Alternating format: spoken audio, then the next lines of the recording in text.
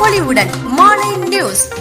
வேளாண் மண்டல பாதுகாப்பை உறுதிப்படுத்த வலியுறுத்தி மீத்தேன் திட்ட எதிர்ப்பு கூட்டமைப்பு பூம்புகார் முதல் தஞ்சாவூர் வரை முன்னெடுத்துள்ள பிரச்சாரத்தில் இன்று 3வது நாளாக குத்தாலத்தில் பொதுக்கூட்டம் நடைபெற்றது. காவிரி படுகை மாவட்டங்களில் வேளாண் மண்டல பாதுகாப்பை உறுதி செய்ய வலியுறுத்தி மீத்தேன் திட்ட எதிர்ப்பு கூட்டமைப்பு பூம்புகார் முதல் தஞ்சாவூர் வரை விழிப்புணர்வு பொதுக்கூட்டங்களை நடத்தி வருகிறது.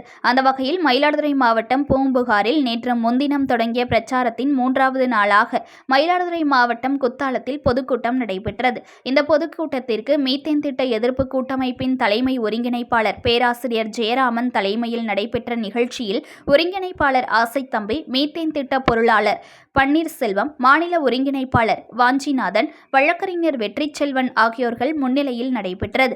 காவிரி படுகை மாவட்டங்களில் வேளாண் மண்டல பாதுகாப்பை தமிழக அரசு உறுதி செய்ய வேண்டும். காவிரி படுகை மாவட்டங்களில் வேளாண் மண்டல பாதுகாப்பு சட்ட வரம்புக்குள் கொண்டுவரப்படாத பகுதிகளையும் தமிழக அரசு உடனடியாக கொண்டுவர வேண்டும் உள்ளிட்ட பல்வேறு கோரிக்கைகள் வலியுறுத்தி பேசினர். இந்நிகழ்ச்சியில் ஏராளமான பொதுமக்கள் கலந்து கொண்டனர்.